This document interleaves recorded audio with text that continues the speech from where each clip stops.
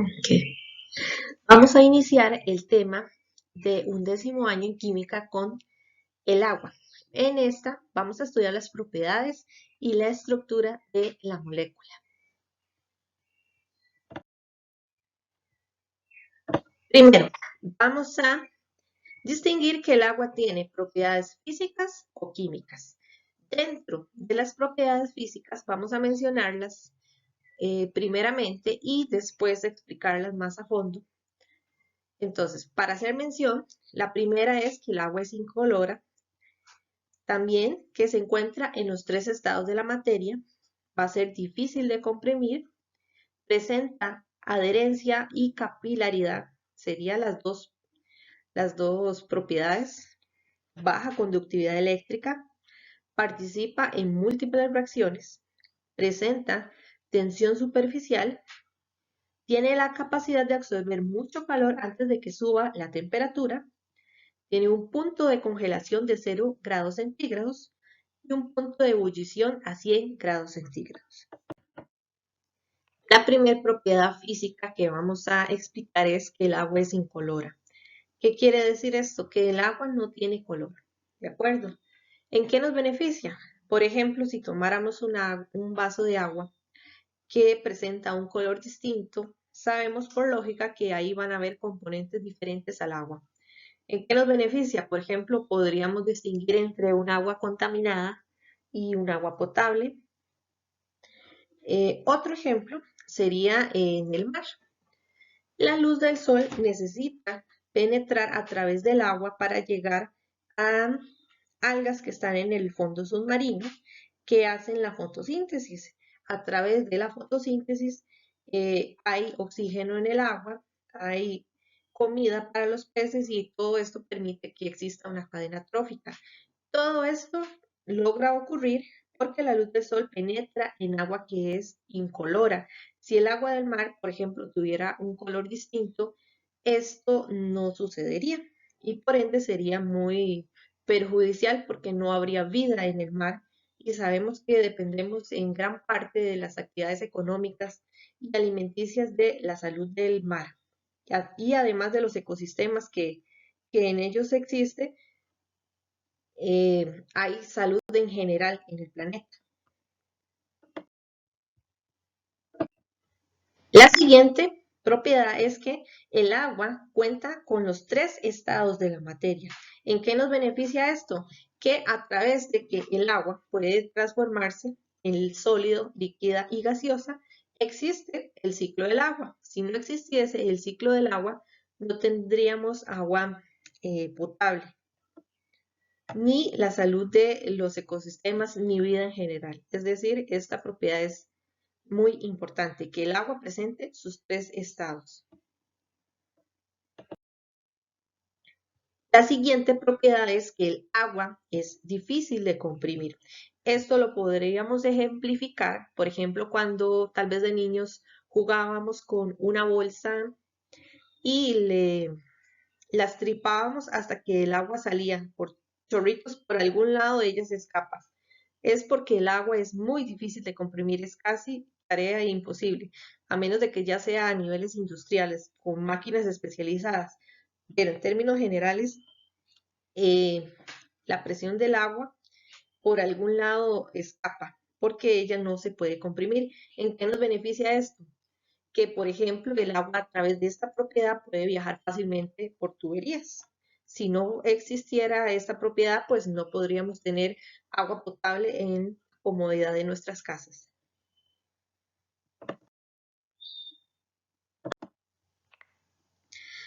La siguiente propiedad física del agua es que presenta adherencia y capilaridad. ¿En qué nos beneficia esto en nuestras vidas?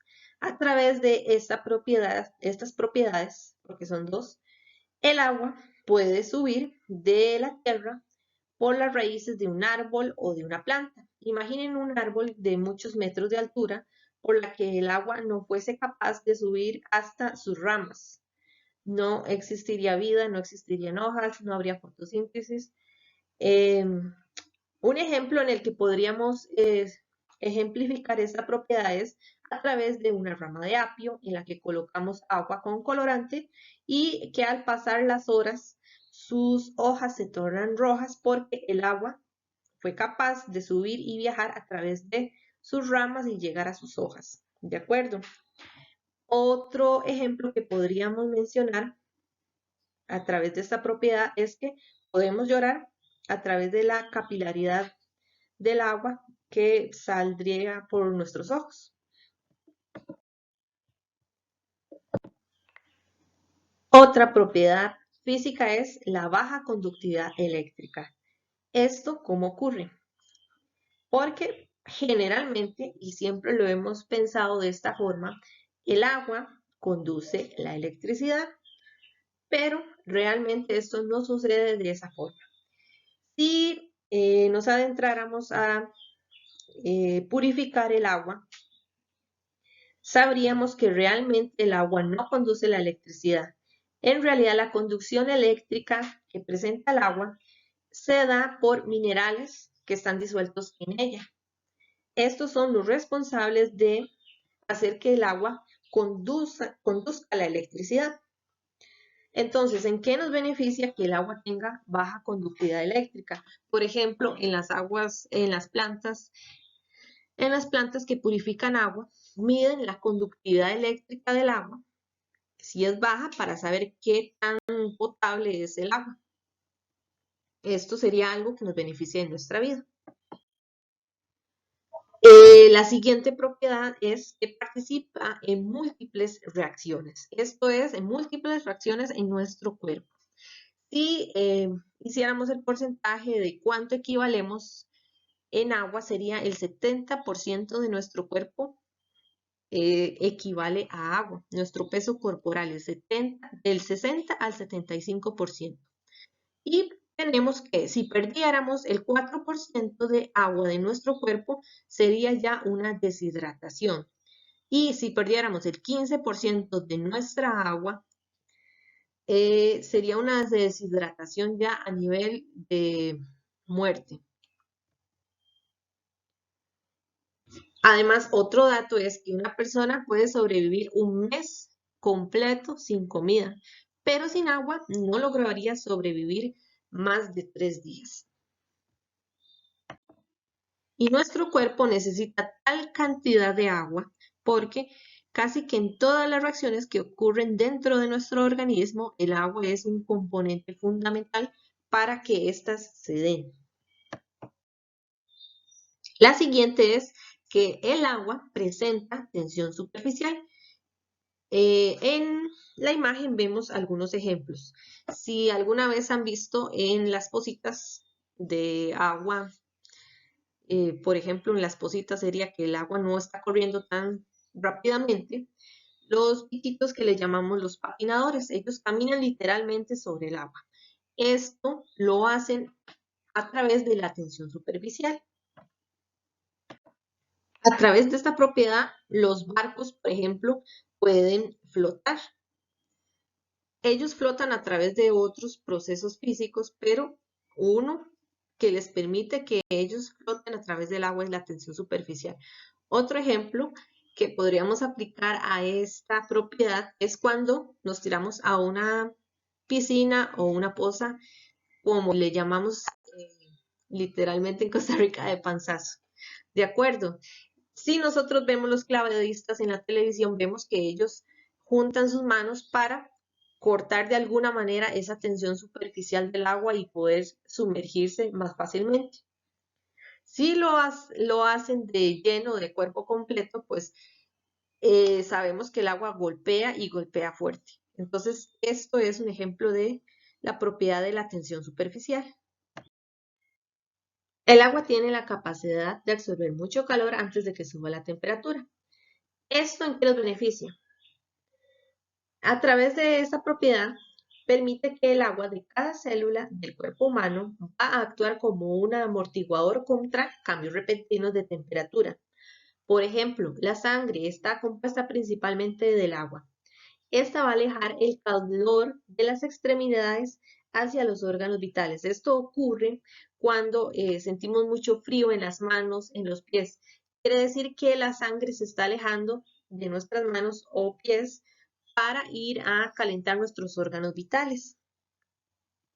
Esto sería un beneficio de que el agua pueda absorber calor porque sirve como amortiguador contra cambios bruscos de temperatura en nuestro cuerpo. Existen muchos ejemplos, pero este es alguno de los tantos. Ahora, tenemos que el agua tiene un punto de congelación a los 0 grados centígrados. Esto ocurre en la mayoría de los casos, pero no siempre es así porque el agua puede ser líquida bajo los 0 grados.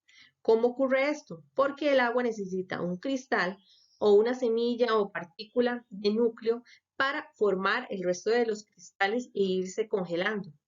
¿Cómo vemos esto? Tal vez si alguna vez hemos metido agua tal vez en una olla en nuestro congelador y al cabo de un tiempo vamos y vemos, empezamos a ver que el agua empieza a congelarse al centro y empieza a hacerse como un cristal. Esa sería la semilla para hacer que el agua siga congelándose. Si esto no pasa, por ejemplo, en un riachuelo que se congela muchas veces solo la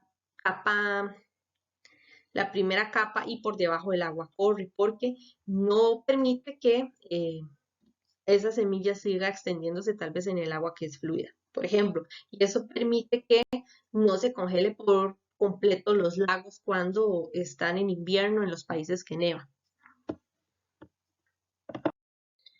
La siguiente propiedad, el punto de ebullición del agua es a 100 grados centígrados. Ok, aquí quiero explicarles que esto no siempre pasa. El punto de ebullición tiene que ver mucho con la presión atmosférica.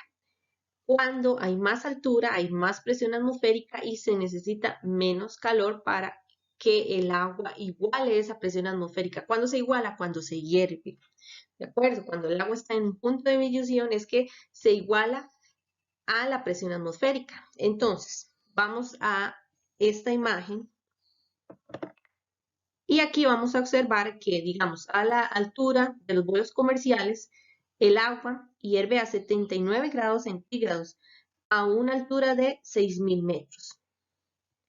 A una altura de 3.000 metros, que sería similar al Cerro Chirripó, el Cerro Chirripó está más alto, pero aproximadamente a una altura de 3.000 metros, el agua hierve a 90 grados centígrados. Si tenemos una altura de 1.800 metros, el agua va a hervir a 93 grados centígrados. Y en teoría, el agua hierve a 100 grados centígrados cuando nos encontramos a nivel del mar, que sería a 0 metros. Por lo que quería explicarles que este punto sobre la ebullición a 100 grados depende mucho sobre la presión atmosférica en la que nos encontremos, o es decir, a la altura a la que nos encontremos. Ahora, ya debatimos lo que son las propiedades físicas del agua. Ahora, dentro de propiedades químicas, vamos a tener que el agua no tiene sabor. Esa propiedad va a ser muy similar a lo que es el agua incolora. Nos va a permitir, por ejemplo, saber que hay componentes a través de nuestro gusto. Sabemos que, porque el agua no tiene sabor. El agua también va a ser el solvente universal. Esto se refiere a que el agua permite que se diluyan la mayoría de sustancias, no siendo así la mayoría, ¿verdad? Porque, por ejemplo, si imaginamos agua con aceite, pues no es capaz, pero en la mayoría de sustancias el agua es capaz de disolverlas. El agua tiene carga eléctrica neutra, muy similar a lo que mencionamos, que el agua en realidad no conduce la electricidad, sino los minerales que están disueltos dentro de ella. Y por último, que el agua tiene un pH neutro. ¿Ok? ¿Cómo vamos a explicar qué es un pH neutro? Lo vamos a ver a través de la escala del pH, que es la siguiente. Si, por ejemplo, vemos que la escala del pH se plantea desde el 0 hasta el 14, básicamente.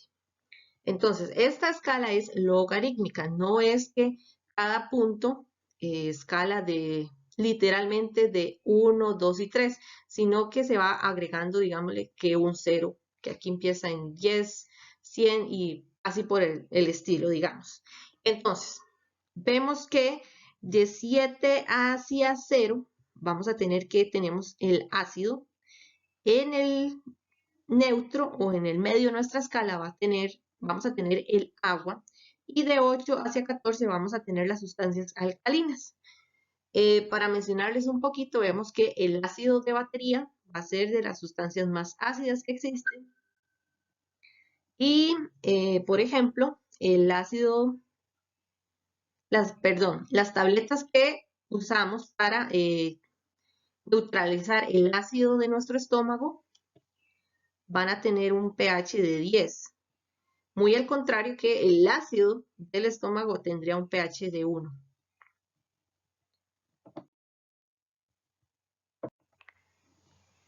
Muy bien, esas serían las propiedades físicas y químicas del agua. Ahora, para estudiar la composición de la molécula, debemos retomar un poquito el tema de geometría molecular para entender cuando yo les hable que la molécula del agua tiene un ángulo dentro de la separación de sus átomos.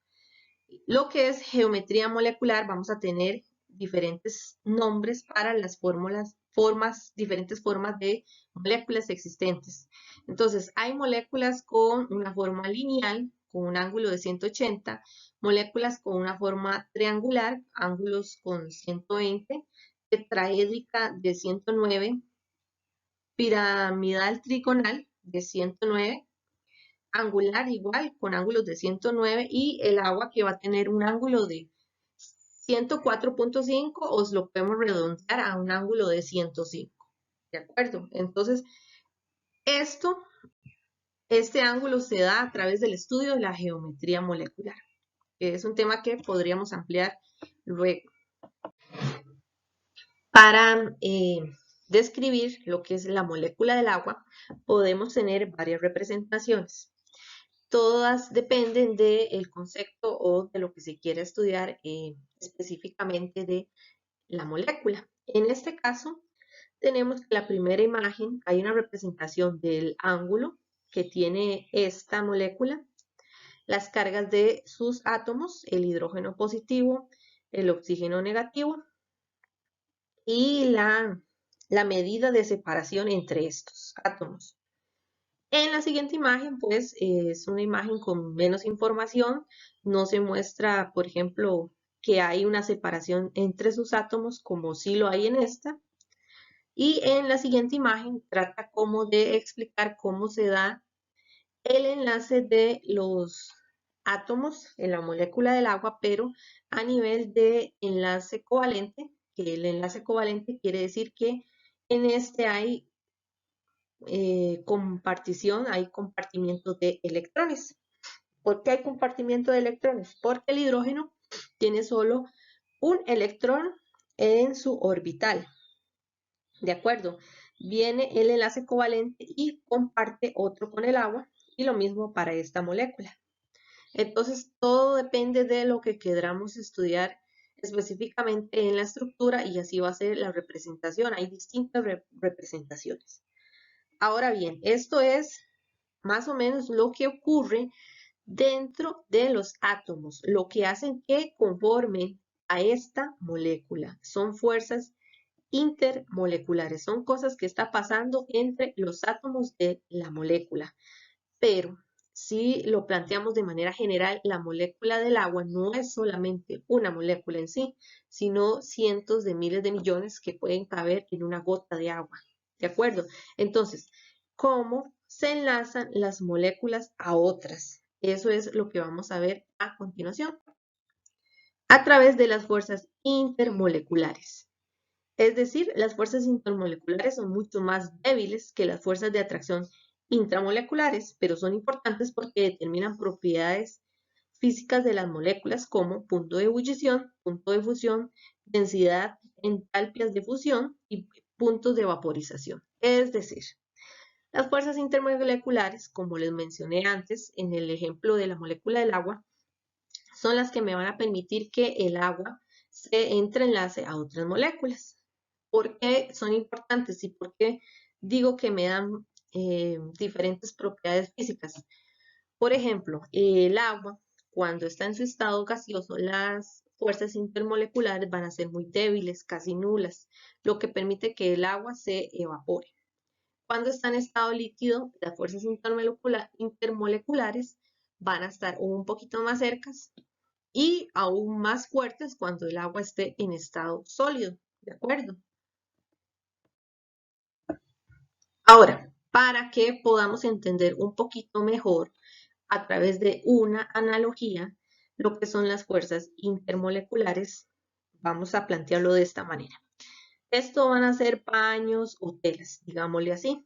Y aquí vamos a plantear que esta es una molécula, el ácido clorhídrico, ¿de acuerdo? Que se va a conformar por hidrógeno y cloro.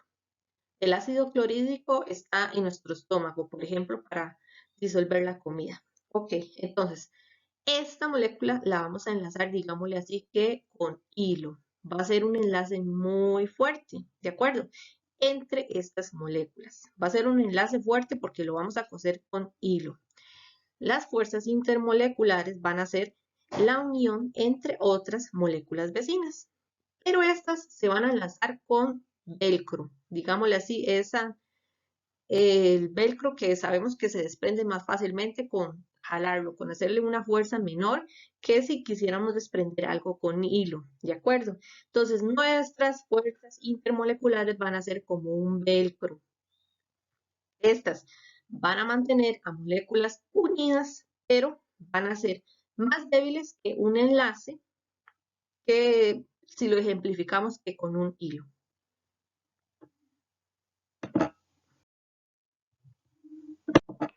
Ahora, a partir de esa explicación, vamos a tener tipos de fuerzas intermoleculares. Las vamos a tener en moléculas de tipo polar y en moléculas de tipo no polar o apolar.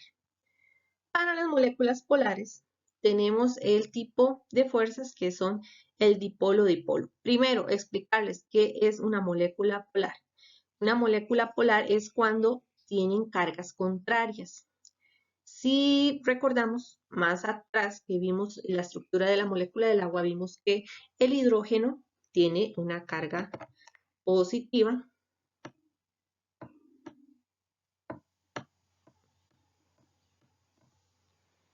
que se enlaza al oxígeno que tiene una carga negativa. Esto va a ser una molécula polar. ¿Por qué? Porque hay polos distintos. ¿Qué son polos? Cosas contrarias, digámosle así. Aquí es positivo, aquí es negativo. El agua es un ejemplo de molécula polar, porque hay fuerzas contrarias. Ahora, en moléculas de tipos no polares, quiere decir que no hay diferencia de cargas, ¿de acuerdo? Si, por ejemplo, tuviéramos el nitrógeno, que es una molécula diatómica, o el oxígeno, que es otra molécula diatómica, lo vamos a tener de esta manera. Vamos a dibujar. Este va a representar un oxígeno y este va a ser otro oxígeno. ¿De acuerdo? Esta es la molécula del O2. Aquí no hay cargas contrarias porque estamos hablando del mismo átomo. ¿De acuerdo? Ahora, entonces, para las fuerzas de tipo no polar, vamos a tener otros subtipos, que van a ser fuerzas de dispersión que se van a dividir en dipolo instantáneo y en el dipolo inducido.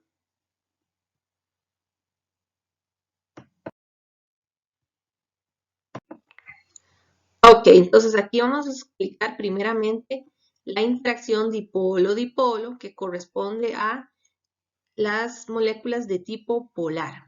Como les mencioné antes, hay cargas contrarias, ¿de acuerdo? El ácido clorhídrico y aquí esta se representaría como la fuerza intermolecular entre ellas. Las interacciones dipolo-dipolo son un tipo de atracción intermolecular que quiere decir que son atracciones entre dos moléculas.